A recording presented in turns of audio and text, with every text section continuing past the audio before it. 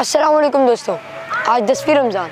आज हम 10वें पारे में सूरह इन्फाल की आयत नंबर 53 से 61 तक की तिलावत और तर्जुमा करेंगे, जिसमें फ़िरौन और उसके जुल्म का जिक्र किया गया है। तो चलिए अपना कुरान खोल लीजिए।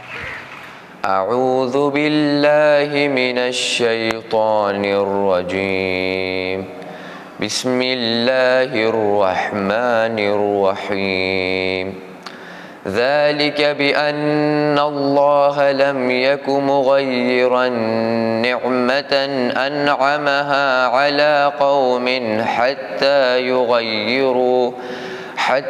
युग़य्यिरू मा बिअन्फुसिहिम व अन्नल्लाह समीउन अलीम। कदअबि आलि फ़िरऔन वल्लज़ीन मिन क़ब्लिहिम कज़्ज़बू बिआयाति रब्बिहिम फ़अहलकनाहुम बिज़ुनूबिहिम वअग़रक़ना आल फ़िरऔन वकुल्लुन कानू ज़ालिमीन। इन्न शर्रद्दवाब्बि इंदल्लाहि अल्लज़ीन कफ़रू फ़हुम ला युमिनून। الذين عاهدت منهم ثم ينقضون عهدهم في كل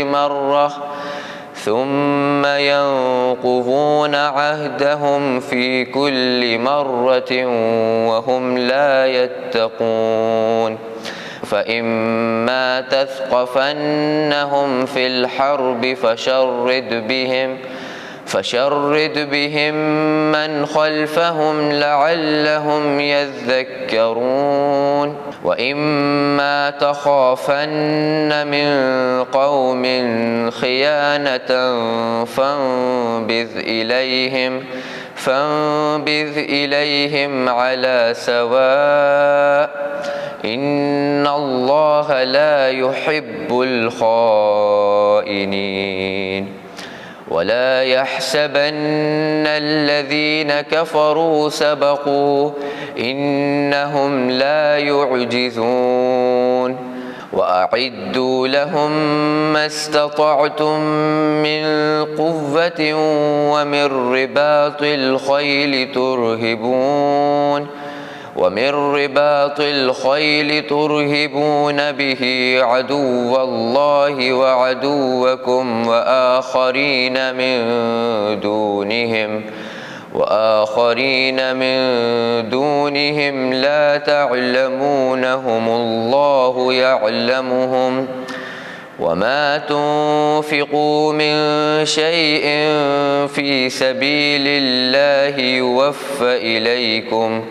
يوفى إليكم وأنتم لا تظلمون. وإن جنحوا للسلم فاجنح لها وتوكل على الله إنه هو السميع العليم. صدق الله العلی العظیم۔ बिस्मिल्लाहिर्रहमानिर्रहीम। ये इसलिए कि अल्लाह किसी नेमत का जो किसी कौम को इनायत की हो बदलने वाला नहीं है, जब तक कि वो अपने नफ्सों की हालत ख़ुद ना बदल डालें, और बेशक अल्लाह सुनने वाला और जानने वाला है। जैसा कि फ़िरौन वालों की और उनसे पहले वालों की हालत हुई कि उन्होंने अपने परवरदिगार की निशानियों को झुटलाया और हमने उनको उनके गुनाहों के बदले में हलाक कर दिया और फ़िरौन वालों को डिबो दिया, और वो सब के सब जालिम थे। बेशक अल्लाह के नज़दीक सबसे बदतर हयावानात वो लोग हैं जो काफिर हो गए और ईमान नहीं लाते, जिनसे तुमने मुआहिदा किया फिर वो अपने अहद को हर मर्तबा तोड़ जोड़ देते हैं और ज़रा नहीं देते।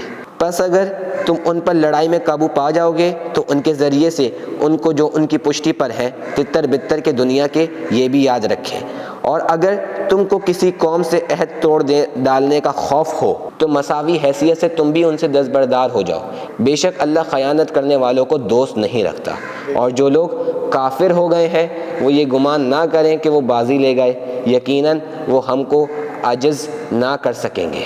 और जो कुव्वत तुम बहम पहुँचा सकते हो اور جلتے گھوڑے تم سرحد پر باندھے رکھ سکتے ہو تو ان کو ان کفار کے مقابلے کے لیے تیار کر رکھو۔ ایسا کرنے سے تم اللہ کے دشمن کو اور اپنے دشمن کو ان کے سوا اور لوگوں کو ڈراتے رہو گے۔ تم ان کو نہیں جانتے، اللہ ان کو جانتا ہے۔ جو کچھ تم اللہ کی راہ میں خرچ کرو گے اس کا عوض تم کو پورا پورا دیا جائے گا اور تمہارا کسی طرح نقصان نہ کیا جائے گا۔ اور اگر وہ صلح کی طرف مائل ہوں تو تم بھی اس کی طرف مائل ہو جاؤ اور اللہ پر بھروسہ کرو، بے شک وہ بڑا سننے والا اور جاننے والا ہے۔ دوستو ابھی آپ لوگوں نے سورہ انفال کی آیت نمبر 53 سے 61 تک کی تلاوت اور ترجمہ کیا۔ اب چلیے اس کے کوئز کی جانب چلتے ہیں۔ پہلا سوال، اور اگر وہ کی طرف مائل ہو تو تم بھی جھک جاؤ اور اللہ پر کرو کہ وہ سب کچھ سننے والا اور جاننے والا ہے۔ دوسرا سوال، جس طرح اور ان کے پہلے والوں کا انجام ہوا کہ انہوں نے پروردگار کی آیات کا انکار کیا تو ہم نے ان کے گناہوں کی بنا پر ان کو ہلاک کر دیا اور کو غرق کر دیا کہ یہ سب کے سب ظالم تھے۔